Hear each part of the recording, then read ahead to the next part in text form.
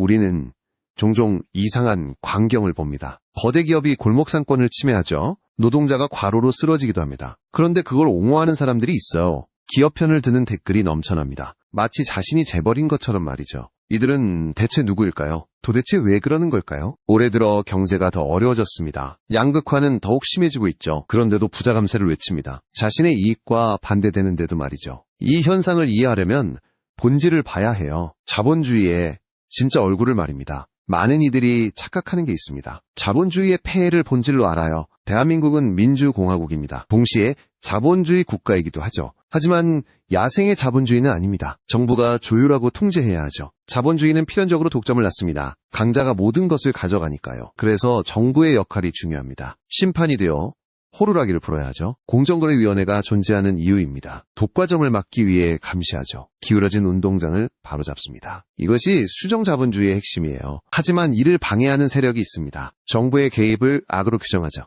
기업의 자유를 억압한다고 말해요. 그들이 말하는 자유는 무엇일까요? 바로 약탈할 자유입니다. 강자가 약자를 짓밟을 자유죠. 이들은 이것을 자본주의라 믿습니다. 아주 위험한 착각에 빠져 있어요. 최근 논란이 된 물류기업이 있죠. 시장 지배력을 남용했습니다. 납품업체에 갑질을 일삼았죠. 노동환경은 열악하기 그지없었습니다. 공정위가 제재를 가했습니다. 과징금을 부과하고 시정을 명했죠. 당연한 조치이자 정부의 의무입니다. 그런데 여론 일각이 들끓었습니다. 혁신 기업을 죽인다고 합니다. 소비자가 불편해진다고 협박하죠. 이런 주장을 하는 세력이 있습니다. 우리는 이들의 정체를 알아야 해요. 이들은 특정 정치 성향을 보입니다. 흔히 보수라 칭하는 집단이죠. 하지만 진정한 보수와는 다릅니다. 이들의 본질은 약탈적 자본주의자예요. 돈이 세상의 전부라 믿습니다. 돈 앞에서는 도덕도 무시하죠. 공정이나 정의는 중요하지 않아요. 오로지 내 주머니만 생각합니다. 이들의 머릿속엔 민주주의가 없습니다. 민주주의는 절차와 토론이 필요하죠. 하지만 이들은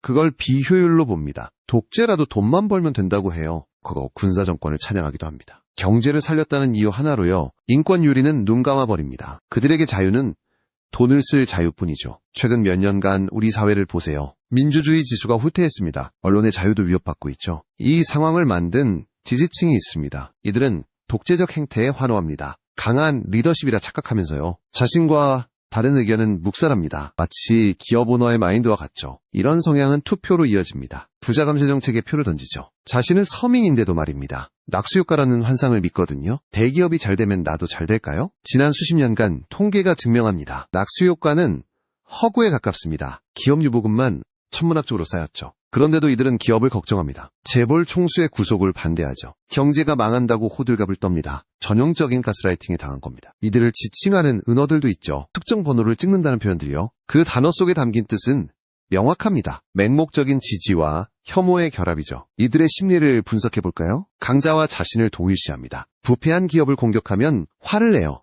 마치 자신이 공격받는 것처럼요. 이것은 신분 상승의 욕망입니다. 나도 언젠가 저렇게 되고 싶거든요. 남을 짓밟고라도 위에 서고 싶죠. 그래서 규제와 공정을 싫어합니다. 약자를 보호하는 법을 비웃습니다. 노조를 사회학으로 매도하죠. 자신도 노동자이면서 말이에요. 참으로 아이러니한 현상입니다. 올해 초 발표된 노동지표를 보세요. 실질 임금은 오히려 줄었습니다. 비정규직 비율은 늘어났죠. 이것이 규제 완화의 결과입니다. 그런데도 이들은 더 풀어달라 합니다. 최저임금도 없애자고 주장하죠. 주 69시간 노동도 찬성합니다. 돈만 더 준다면 상관없다는 식이죠. 이것은 천박한 자본주의입니다. 인간의 존엄성보다 돈이 위죠. 이런 사고방식이 정치를 망칩니다. 정치를 비즈니스로 만들기 때문이죠. 특정 정당의 행보를 보면 알 수 있어요. 철저히 기업 이익을 대변합니다. 민생법안은 거부권을 행사하죠. 그런데도 콘크리트 지지층은 건재합니다. 이 지지층의 본질을 꿰뚫어야 합니다. 단순히 속고 있는 게 아닙니다. 적극적으로 동조하고 있는 겁니다. 약탈적 시스템의 공범인 셈이죠. 이들은 자유라는 말을 오염시켰습니다. 헌법이 보장하는 자유가 아닙니다. 책임 없는 방종에 가깝습니다. 타인의 자유를 침해할 자유죠. 플랫폼 기업의 횡포를 볼까요? 수수료를 마음대로 올립니다. 입점업체 데이터도 독점하죠. 이걸 혁신이라 포장합니다. 이를 비판하면 좌파라 몰아세웁니다. 시장경제를 모른다고 비난하죠. 하지만 진짜 시장경제는 다릅니다. 공정한 경쟁이 전제되어야 하죠. 독점은 시장경제의 적입니다. 경쟁을 없애고 가격을 올리니까요. 아담 스미스도 독점을 경계했죠. 이들은 기본 경제학도 무시합니다. 그저 내 주식 오르면 그만입니다. 내 아파트 값만 오르면 됩니다. 이런 탐욕이 사회를 병들게 하죠. 공동체 의식은 사라진 지 오래입니다. 최근 여론조사를 보면 흥미롭습니다. 20대와 30대 일부가 동조하죠. 공정 이슈에 민감한 세대입니다. 그런데 선택적 공정을 보여줍니다. 노조의 채용 비리에는 분노합니다.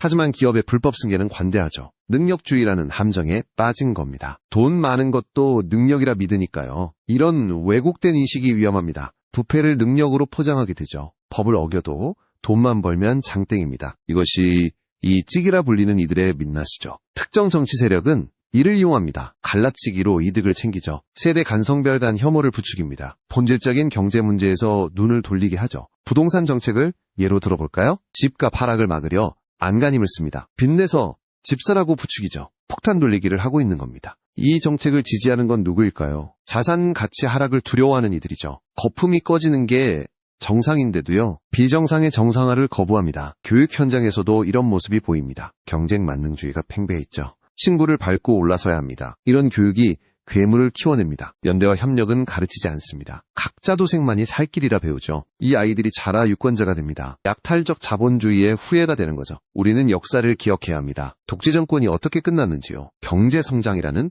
명분 뒤에 숨었죠. 하지만 결국 시민의 힘에 무너졌습니다. 지금의 상황도 다르지 않습니다. 검찰 권력을 이용해 통치하죠. 법치를 가장한 공포정치입니다. 하지만 이들은 이에 환호합니다. 왜냐면 내 편이라 생각하니까요. 자신의 이기심을 대변해주니까요. 이익 공동체로 묶여있는 겁니다. 도덕적 판단은 마비된 상태죠. 이런 현상은 한국만의 문제는 아닙니다. 전 세계적으로 극우가 득세하죠. 경제 불황이 만든 괴물들입니다. 불안 심리를 파고드는 겁니다. 하지만 한국은 그 정도가 심합니다. 압축 성장의 그늘이 깊기 때문이죠. 과정보다 결과를 중시해왔습니다. 그 부작용이 지금 터지고 있는 겁니다. 부패한 기업을 지지하는 심리 기저에는 두려움이 깔려 있습니다. 나만 뒤처질지 모른다는 공포죠. 그래서 힘센 자에게 붙는 겁니다. 하지만 그 줄은 썩은 동아줄입니다. 약탈적 시스템은 지속 불가능하죠. 결국 모두가 공멸하게 됩니다. 기후위기만 봐도 알 수 있죠. 기업들이 환경 규제를 반대합니다. 비용이 든다는 이유에서죠. 이들을 지지하는 세력도 같습니다. 당장 춥다고 집기둥을 뽑았다는 격이죠. 우리는 이제 선택해야 합니다. 돈이 주인인 세상을 살 것인가요? 아니면 사람이 주인인 세상인가요? 답은 이미 정해져 있습니다. 민주주의는 피를 먹고 자란다고 하죠. 하지만 이제는 깨어있는 의식이 필요합니다. 저들의 선동에 넘어가지 말아야 해요. 본질을 꿰뚫어보는 눈을 길러야 합니다. 기업이 살아야 나라가 산다. 이 말은 반은 맞고 반은 틀립니다. 건강한 기업이 살아야 나라가 삽니다. 부패한 기업은 도려내야 하죠. 그 수수료를 집도하는 게 정부입니다. 그리고 정부를 감시하는 게 우리죠. 그런데 수술을 방해하는 자들이 있습니다. 환자를 죽이려는 것과 다름없어요. 이들은 자본주의를 오해하고 있습니다. 진정한 자본주의는 공정한 룰이 생명이죠. 룰을 어긴 선수는 퇴장시켜야 합니다. 그게 스포츠 정신이자 시장 원리죠. 그런데 반치광을 옹호합니다. 심판이 편파적이라며 욕을 하죠. 경기장을 난장판으로 만듭니다. 이것이 그들이 말하는 자유의 실체입니다. 올해 선거가 없는 해라고 방심해서는 안 돼요. 정치는 매일매일 우리 삶에 있습니다. 소비자로서의 선택도 정치입니다. 나쁜 기업 불매운동도 정치행위죠. 우리는 더 똑똑해져야 합니다. 저들의 논리를 박살내야 하죠. 팩트와 데이터로 무장해야 합니다. 감정에 호소하는 선동을 이겨내야 해요. 최근 발표된 기업 이익 통계를 보면 상위 10대 기업 쏠림이 여전합니다. 중소기업은 고사위기죠. 이 구조를 깨지 않으면 미래는 없습니다. 그런데도 대기업 규제 완화를 외칩니다. 이것은 자살행위나 마찬가지예요. 경제 생태계를 파괴하는 짓이죠. 다양성이 사라진 숲은 죽습니다. 부패한 기업을 지지하는 세력들. 그들은 애국자가 아닙니다. 오히려 매국노에 가깝습니다. 공동체의 미래를 팔아먹으니까요. 자신의 탐욕을 이념으로 포장하지 마세요. 그것은 그저 탐욕일 뿐입니다. 민주주의를 입에 올릴 자격도 없습니다. 민주주의는 타인에 대한 존중에서 시작하니까요. 이제 가면을 벗겨야 할 때입니다. 보수라는 가면 뒤에 숨은 탐욕을요. 자유라는 말 뒤에 숨은 방종을요. 그들의 진짜 이름 은약탈자입니다. 우리는 약탈자들에게 지배당할 수 없습니다. 깨어있는 시민의 조직된 힘이 필요하죠. 그것만이 민주주의를 지키는 길입니다. 그리고 건강한 자본주의를 만드는 길이죠. 돈보다 사람이 먼저인 세상, 상식이 통하는 세상을 꿈꿉니다. 그 길에 방해가 되는 세력들. 우리는 그들을 똑똑히 기억해야 합니다. 오늘 영상이 조금 불편했을 수도 있습니다. 하지만 꼭 해야만 하는 이야기였죠. 진실은 언제나 조금 불편하니까요. 여러분의 생각은 어떠신가요? 부패한 기업과 그 지지 세력들, 우리 사회에서 어떻게 몰아내야 할까요? 댓글로 여러분의 지혜를 모아주세요. 건강한 토론이 변화의 시작입니다. 지금까지 2026년의 대한민국을 진단해봤습니다. 우리는 더 나은 미래로 갈 수 있습니다. 포기하지 않는다면 말이죠. 다음 영상에서 더 깊이 있는 주제로 찾아뵙겠습니다.